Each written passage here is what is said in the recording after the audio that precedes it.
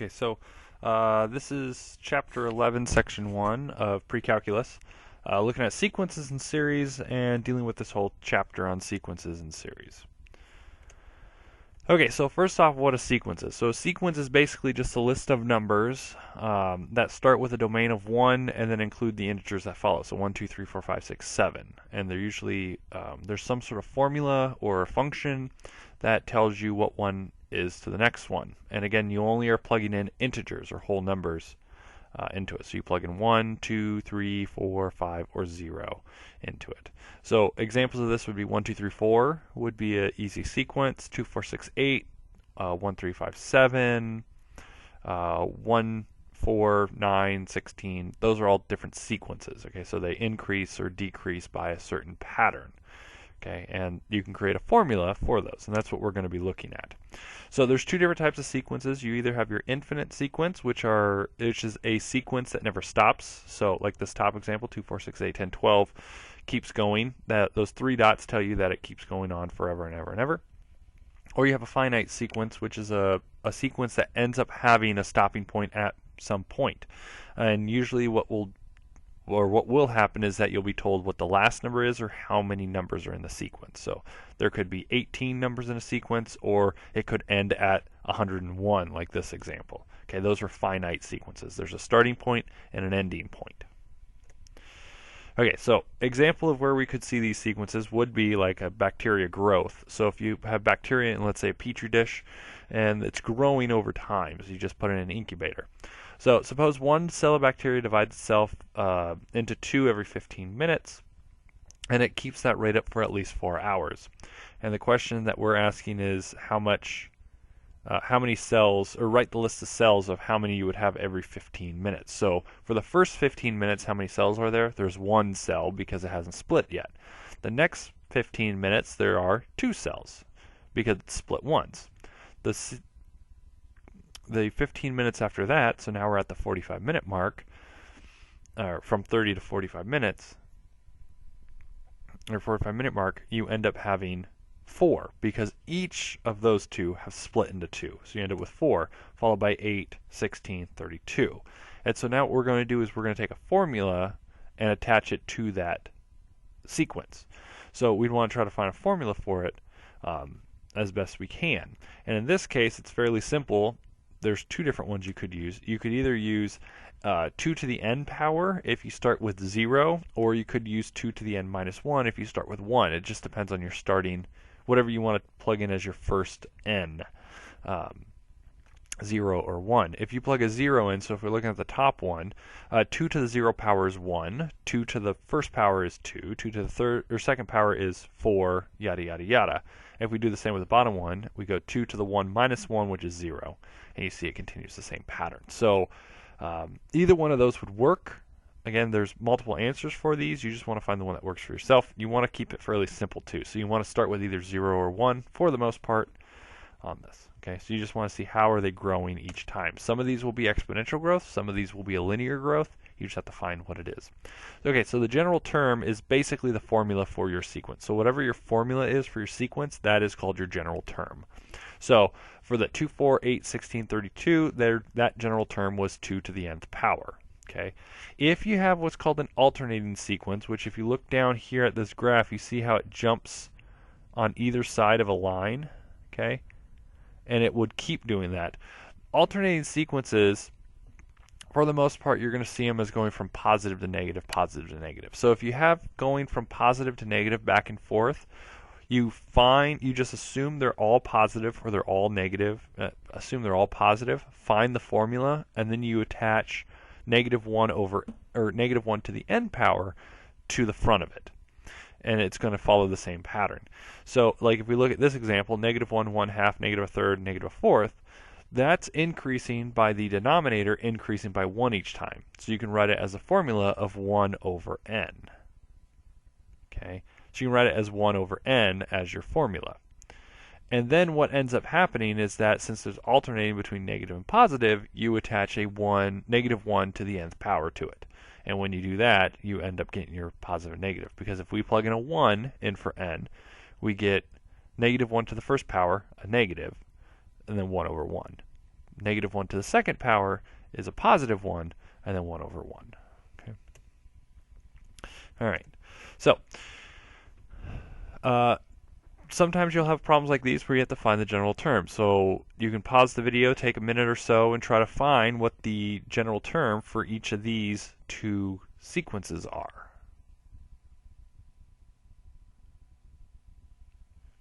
So with this first one, we see we have square root 2, 2, root 6, 2, root 2, root 10. And so what we want to do is when we have our general term, anything that has powers, fractions, radicals, logs, anything like that is probably going to be attached into our function or into our general term. So with this, we're going to want a square root. So if we start off going, okay, if we start with n equals 1, that means that would be the first one would be square root of 2 times 1. And then if we do it to the next one, okay, square root of 2 times 2, 2 times 2 is 4, square root of 4 is 2. And if you continue, you would see that that ends up being what the pattern is. This is square root 2, the first one's square root 2, second one is square root of 4, which is 2, square root 6, then it's square root 8, which if reduced is 2 root 2. Okay, and then square root 10, next one would be square root 12, reduced down to 2 root 3, etc., etc. Okay. Okay, so now the second one, we have 0, log 10, log 100, log 1,000, and so what we have here is that we're probably going to be dealing with a log in our answer, and it could be either log of 10 to the n minus 1, okay, which will get you your 0, or if you're plugging in a 1, you would subtract that by your number. So log of 10 reduced down is actually 1, log of 100 is 2, log of 1,000 is 3. Okay, so that second one, that's why it is that. And it should be n minus 1, not n plus 1. Okay, so as you see, there's different formulas for it. Okay, sum and series. So when you're dealing with a series, you're dealing with what's called a summation. And so it's you adding up a sequence of numbers. So 1, 2, 3, 4, or 0, 1, 2, 3, 4 is a sequence, but 1 plus 2 plus 3 plus 4, that's a series. Okay, an infinite series is adding up numbers off into infinity. So it keeps going. For the most part, when you add those up, you're going to get infinity. The only exception is when you deal with a geometric and they approach a single number. Okay. The other thing you have is a partial sum, which is where you add like the first 10 digits of this pattern. Okay, and that would be like s sub 10 would mean the first 10 digits. Okay, so that's your sequence and series. Okay. Okay, so now dealing with series, what you're going to have is you're going to have what's called sigma, and so sigma is this Greek letter at the top. And when you have that, what you are doing is you're adding up all the numbers in this series. It's a shorthand for it, so you don't have to write them all the way out. So the top one, how you would say that would be the sum as k goes to 1, or goes from 1 to 4 of, and then the equation. Okay. The top number on top of sigma, either where 4 is located or it's sometimes written above it, that is your last integer. That's the last number you're plugging in. So in this first example, the last number you're plugging in is 4. The bottom number underneath the sigma is telling you what the variable is, just in case there's multiple variable, and what your starting variable is. So the first one, you're going to start with 1, and then you have your function. So for the first one, what you would do is you'd plug 1 in for k. So it'd be 2 times 1 plus 1, plus 2 times 2 plus 1, plus 3 times 2 plus 1, and then 4 times 2 plus 1, okay? And you'd simplify each one of those. So you would plug 1 in for the k, and then 2 in, and then 3 in, and then 4 in, and then you'd add up all those. So that answer would end up being 24, okay? You do the same thing with the bottom one. You'd start with 1, so you'd go or 5 times 1 plus 9, and then you go 5 times 2 plus 9, all the way up to 15, okay? All the way up to 15. Okay, so next up is our recursive sequence. And a recursive sequence or series is a sequence or series that deals with the previous numbers as well. So what you need, what are called seeds, which are your starting numbers. So you need numbers to start off your sequence or series. Usually 2, but if you need more for each one, you need more. But it's usually 2. Sometimes you need 1. Fibonacci sequence is the most famous recursive sequence, which its seeds are 1 and 1, so you start with 1, 1, and then you continue the pattern after that. 1 plus 1 is 2. 1 plus 2 is 3. 2 plus 3 is 5. 5 plus 8, or 3 plus 5 is 8. 5 plus 8 is 13. And you'd continue that pattern on. So the next number would be 8 plus 13, which is 21. That's what a recursive sequence is. So you need previous numbers to find the next ones. Okay. So with these, usually you'll have to find what the number is before you move on. That's a recursive. So examples of your recursive sequences, the Cook Snowflake is an example of it, which is an example of a recursive sequence, which you're given a triangle, and then you remove pieces of the triangle and you put more triangles in it, and you repeat it over and over again. So you can look at that image and look it up and see. It's actually a fairly interesting thing. The Wikipedia page has a nice little image of it changing. And the Cantor set is the same thing. Cantor set's basically if you have a line, cut it up into 3, take the middle one out, and then repeat that over and over and over again. So you see how there's a complete line here. The next one we took the middle segment out, and then each of the other ones we've taken segments out as they move along, and they keep getting smaller and smaller. Okay, so that's another example of a recursive. You take the previous one and you do something to it. Okay, those are recursive. So take a second, or take a minute or so. You can pause the video, find the next 4 terms for each of the following 2. Okay, you have your starting amount, and then you have the formula to find the next one. So then you use the next number in the sequence to find the following number. Okay. Okay, so with this first one, we plug a 4 in, we get 1 plus, or our starting number would be 4, and then our next number would be 1 plus 1 over 4. And then the next number would be 1 plus 1 over 1 over 1 over 4. And you continue typing in those numbers over and over and over again, you get these numbers. Okay, so you plug a 4 into that, and you get your second number. And then you take your second number, 1 and 1/4, or 1.25, and you go 1 plus 1 over 1.25. And you end up getting 1 and 4/5, and then you get 1 and 5/9, and it continue that pattern onward. The next one, you do the same thing, where you, as you move up, the n gets larger. So that n's going to change. So it's going to go from positive to negative, because it's going to go 1 to 2 to 1 to 2 to 1 to 2 to 1 to 2.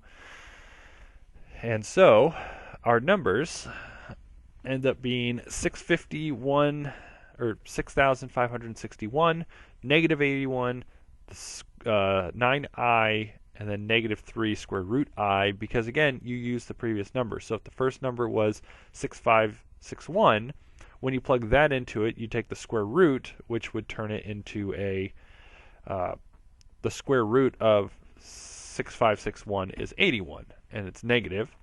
And then you take the square root of negative 81, which is 9i. Take the square root of 9i, gets you a negative 3 root I. Okay, so that's how these recursive sequences work. So they work with the previous onto the next one. Okay. So let's look at this. So when you were 10 years old, your parents gave you $100. You spend 75% of it, so $75. You have $25, and then you save the $25. The next year, when you're 11, your parents give you $100 more, and again, you spend 25% of it, or 75% of it, and you save $25. Now, you don't spend $75, you spend more than that because you now have more money. You have $125, so you take 75% of that and spend it. If you continue this pattern, the first question is when you're 21 years old, so 11 times, how much will you have in your savings after you've spent your 75%? And so you continue this pattern over and over and over and over again, and you end up with, this is your formula, so you start with 25, you go 25 plus 100 times 0.75, then 25 times, or that new number plus 100 times 0.75, yada, yada, yada. If you continue this, it ends up being $33.33. So after 10 years or 11 years, you end up with about $33.33. Okay, cool, makes sense. Now, what if you continue this until you're 100 years old? So your mom and dad keep giving you $100 as you move along. How much will you have saved after you spend that 75%? And again, what ends up happening here is what's called a limit, or you approach a number. And as this goes on, this first one you would get like $33.33, or 32.9 0.864. You get a decimal that's close to it, but it's not exactly 33. But if we round it, we're close enough. And as you get more and more, you get closer and closer and closer to the number of $33.33. But I believe it's 33.333333 repeating if you keep doing it. And so what ends up happening is that it approaches a number and it stays with that number. Okay, and that's what happens with some of these recursive sequences and different things. Just like if you divide Fibonacci's numbers and you keep going out, you get closer and closer to 1.619. You get closer and closer to phi, the golden ratio, if you continue it out. So that's what's happening there. Okay, so sometimes you'll approach a number, it won't just keep getting bigger and bigger and bigger. Okay, so here's your homework from this section. 797, and then your numbers. Don't worry about the bold ones, just work on this.